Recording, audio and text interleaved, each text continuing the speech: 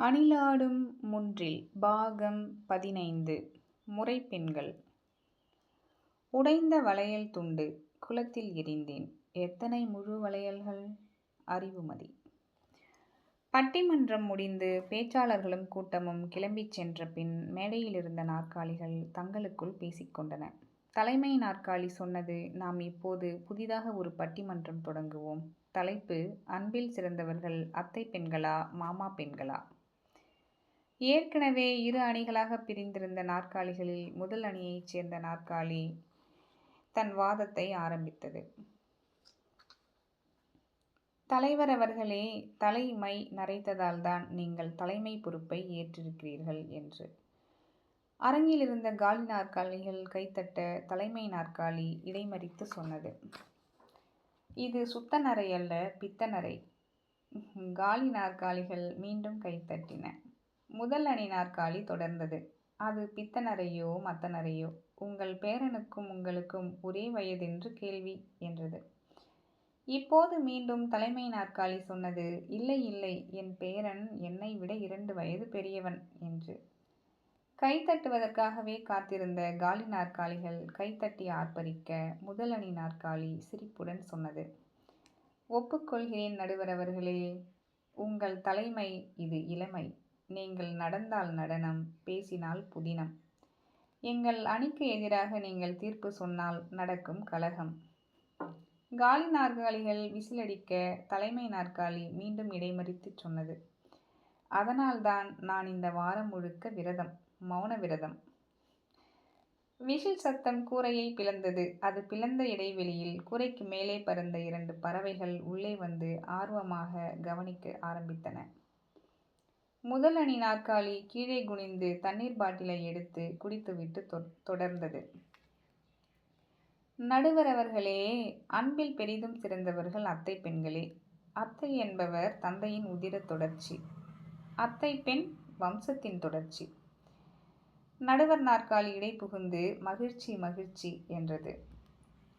அதனால்தான் நடுவர் அவர்களே, சினிமா கவிஞர்கள் கூட அத்தை பெண்களை பற்றி அத்தனை பாடல்களை எழுதியிருக்கிறார்கள். யாருமே மாமன் மகளை பற்றி எழுதவே இல்லை.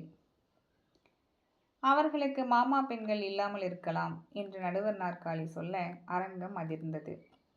ரிக்டர் அளவுகோலில் கணக்கிட்டால் அந்த அதிர்வு சுனாமிக்கு முந்தைய பூகம்பமாக கூட இருக்கக்கூடும். முதல் அணி நாற்காலி இப்போது இலக்கிய தமிழிலிருந்து பாமர தமிழுக்கு இறங்கி வந்தது. எனக்கெல்லாம் ஒரு அத்தை பொண்ணு இருந்தா அம்பிட்டு அழகு, என்னத்தான் கட்டிக்குவேன்னு சொல்வா. சின்ன வயசுல இருந்து அவளுக்கு நான், எனக்கு அவன்னு வளர்ந்தோம் என்று சொல்ல, அப்படி வாங்கய்யா கதைக்கு என்று நடுவர் நாற்காலி எடுத்துவிட அரங்கம் இப்போது கூரையையும் பிளக்காமல் அதிரவும் செய்யாமல் புன்னகைத்தது. அஞ்சாப்பு படிக்கையில் அப்பா அம்மா விளையாட்டு விளையாடுவோம். அந்த புள்ள சொப்பு வச்சு சமைக்கும். நான் ஆஃபீஸ் போயிட்டு வருவேன். மண்ணும் கல்லுமா சோத்தை பிணைஞ்சி ஊட்டி விடும் பாருங்க. அதுக்கப்புறம் அந்த மாதிரி ருசியான சாப்பாட்டை இன்ன வரைக்கும் நான் சாப்பிட்டதே இல்லை. அபாரம் அபாரம் என்றது நடுவர் நாற்காலி. நான் பரீட்சைக்கு படிக்கும்போது தேத்தண்ணி வச்சு கொடுக்கும். எங்கள் மாமா சட்டையை நான் தான் துவைப்பேன்னு அடம்பிடிக்கும். அந்த காலம் திரும்பி வராதையா. அரங்கம் தங்கள் நினைவுகளில் மூழ்கி கொண்டிருந்தது. சொல்லுங்க சொல்லுங்க, அப்புறம் என்னாச்சு என்றது தலைமை. படித்து முடித்து வேலை கிடைச்சதும் அவளைத்தான் கல்யாணம் பண்ணிப்பேன்னு ஒத்த காலில் நின்னேன். சொந்தத்தில் கல்யாணம் பண்ணால் பிறக்கிற குழந்தைக்கு இரத்த சம்பந்தமான நோய் வரும்னு வீட்டில் மறுத்துட்டாங்க. அது நெசந்தாயா, விஞ்ஞானம் சொல்லுது என்றது தலைமை. விஞ்ஞானம் 1000 சொல்லும், மனசு கேட்கலை. அந்த பிள்ளைக்கிட்ட எங்கேயாச்சும் ஓடி போய் இட்லி கடை போட்டு பிழைக்கலாம்னு சொன்னேன். அதுக்கு அது சொல்லிச்சு, மாமா, எனக்கு பிறக்கிற குழந்தை நல்லா இல்லைனா கூட பரவாயில்லை, உங்கள் வம்சம் தழைக்கணும், வேற பொண்ணை பார்த்து கல்யாணம் பண்ணிக்கங்கன்னு சொல்லிட்டு ரொம்ப நேரம் அழுதுகிட்டே இருந்துச்சு. அரங்கில் இருந்த நாற்காலிகள் எல்லாம் இந்த கதையை கேட்டு ஈரமாக முதல் நாற்காலி தொடர்ந்தது. இப்போ சொல்லுங்க நடுவர் அவர்களே, அன்பில் சிறந்தவங்க அத்தை பொண்ணுங்க தானே? உண்மைதான்யா, எதுக்கும் எதிரணி விவாதத்தையும் கேட்போம். மாமா பெண்களே அன்பில் சிறந்தவர்கள்னு பேச பேச்சுப்புலி பிரம்பு நாற்காலியை அழைக்கிறேன் என்று தலைமை சொல்ல எதிரணி பிரம்பு நாற்காலி எழுந்தது. நடுவர் அவர்களே, அத்தை பெண்களை பற்றி 1000 பாட்டு வந்தாலும் எங்க அணியை பற்றி சொல்ல ஒரு பாட்டு போதும். மாமா உன் பொண்ண கொடு, ஆமா சொல்லிப்பொடு என்று கரகரப்பான குரலில் பாடிக்காட்ட அரங்கம் கலகலப்பானது. சபாஷ், சரியான போட்டி என்றது தலைமை. தலைவர் அவர்களே, மாமன் அடிச்சாரோ மல்லிகைப்பூ செண்டாலே, அத்தை அடிச்சாலோ அரளிப்பூ செண்டாலே என்று ஒரு தாலாட்டு பாட்டே நம்மிடையே இருக்கிறது. அத்தை வழி உறவுகளை விட மாமன் வழி உறவுகளையே இது முன்னிலைப்படுத்துகிறது. நம் சமூகம் தாய் வழி சமூகம். ஆகையால் மாமன் மகள்களே அன்பில் சிறந்தவர்கள் என்று பிரம்பு நாற்காலி வாதிட, இது கூட நல்லாதான்யா இருக்கு என்று தலையாட்டியது தலைமை. நடுவர் அவர்களே, எதிர்க்கட்சி பேச்சாளர் மட்டும்தான் கதை சொல்வாரா? நானும் சொல்கிறேன். எனக்கும் ஒரு மாமா பொண்ணு இருந்தாயா என்று பிரம்பு நாற்காலி ஆரம்பிக்க, அப்படி போடு என்றது தலைமை. கதை கேட்க காது மடல்களை விரிக்க தொடங்கின நாற்காலிகள்.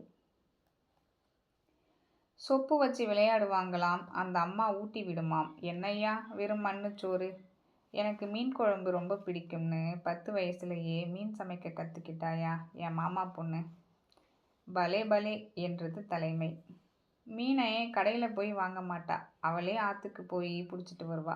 முள் இல்லாமல் அவள் மீனோட சதையை மட்டும் எடுத்து கொடுக்க கொடுக்க நான் ருசிக்க ருசிக்க அதான்யா சொர்க்கம்.